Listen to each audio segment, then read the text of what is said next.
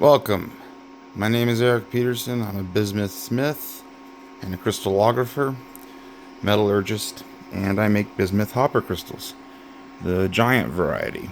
Now, a lot of people have asked how I go about it. My method is pretty sound, and as you can see, this giant one here. Now, this one took me about 6 months to make because I had to do it again and again and again and again before the giant ones would come out. So this is an introductory to what I hope to be a small series of little knowledgeable points about bismuth, and bismuth hopper crystals in particular, giant ones.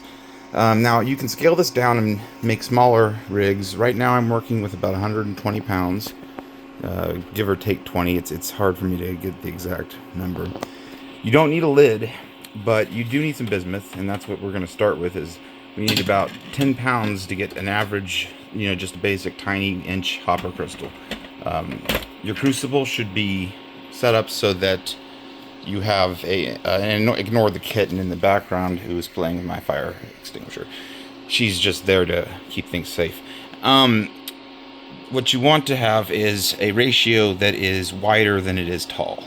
And so what you'll see here is my rig is actually a little bit taller as far as how much bismuth is in there. Now, the first thing you're going to do is you're going to heat your bismuth up. And you can see mine's melting already. Back here we got a little bit that isn't. And there it goes into it. Never do what I just did there. I only did it because I thought it was, working. Never force the bismuth into the crucible because it can splash at you. And when I was first starting, I got a lot of problems with that. And so I knocked that back into there. So the next step would be skimming, but I just wanted to go over a brief overview of the beginning things you'll need.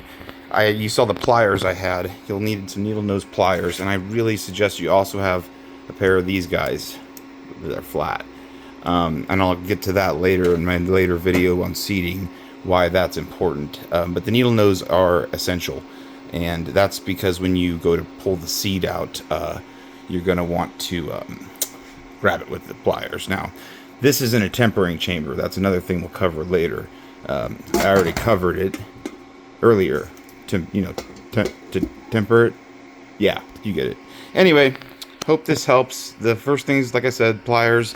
You'll need another thing too is one of these guys. A pot, a pan you can dump your trioxide into, which we'll cover in a later video when we get to the skimming. Well, that's it for the first part.